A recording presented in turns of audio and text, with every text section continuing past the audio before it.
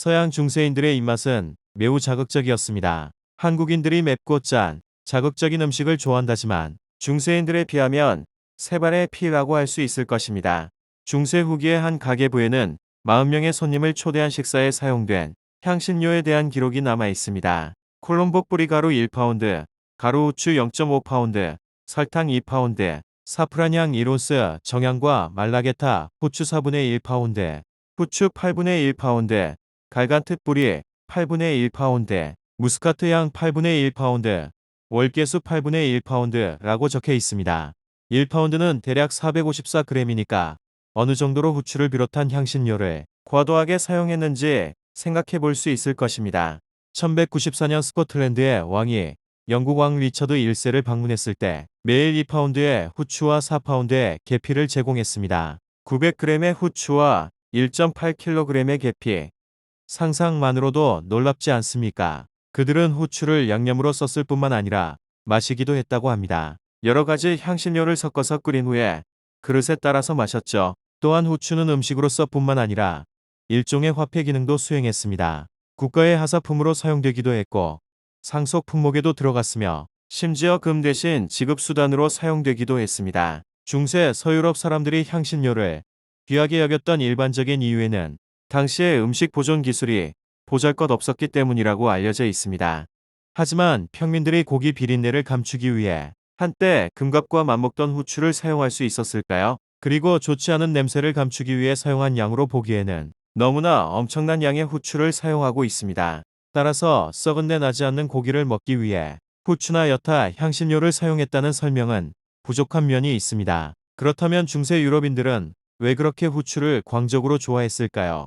첫째, 후추는 전설적인 세계인 동방의 산물이기 때문입니다. 중세인들은 후추가 중세의 파라다이스인 에덴 동산 근처에 어느 갈대숲과 같은 평원에서 자란다고 생각했고 생강과 계피는 파라다이스로부터 나일강을 타고 흘러내려오는 것을 이집트의 어부들이 그물로 건져 올린 것이라고 생각했다고 합니다. 둘째, 후추는 인도로부터 유럽까지 멀고 힘든 무역로를 통해 들여왔기 때문에 엄청나게 비싸고 귀한 물건입니다. 비싸기 때문에 후추의 효용은 맛과는 상관없이 그것은 권위의 상징이 되는 것입니다. 결국 후추를 비롯한 향신료는 지배 계급의 신분과 지위를 나타내는 상징이었고 권력의 표시였던 것입니다. 그 독한 후추를 거의 퍼먹다시피 할 수 있다는 것은 그 사람이 지배 계급의 일원이라는 표시였고 요리에 후추가 얼마나 많이 쓰이느냐가 그 주인의 사회적 지위를 말해주었던 것입니다. 물론 지배 계급의 권위를 나타내기 위한 음식은 끊임없이 변합니다. 원래 귀족 신분의 상징이었던 후추는 중세말 도시의 부르주아즈가 귀족층을 모방해서 향신료를 과시적으로 소비함으로써 후추 소비가 급증하게 됩니다. 그러다가 17, 18세기엔 커피가 부르주아의 상징물이 되었고 초콜릿은 귀족 및 카톨릭 교도의 상징물이 됩니다. 중세 지배 계급은 후추나 향신료를 섭취했다기보다는 소비했던 것입니다.